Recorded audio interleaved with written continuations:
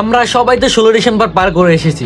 এই প্রশ্নের উত্তর সম্ভবত যদি কেউ দিতে পারে। একটা অ্যাড আছে, এখানে একটা বাচ্চা তার আম্মুকে বলে, আম্মু যদি বাংলাদেশ বেস্ট হয়ে থাকে তাহলে এখানের ছেলেমেয়েরা বাইরে কেন পড়তে যেতে হয়, এখানের এডুকেশন সিস্টেম এত বাজে কেন? যদি বাংলাদেশ বেস্ট হয়ে থাকে তাহলে এখানে রাস্তার ভিতরে গর্ত এবং ভাঙা দেখা যায় কেন?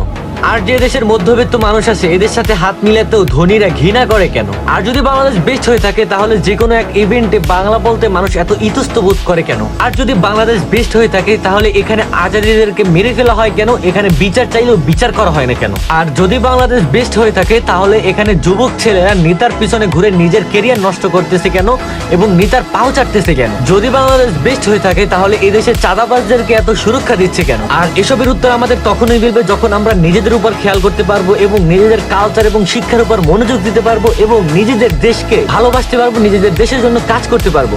So change your life, be okay, follow করে যেতে ভুলবেন না।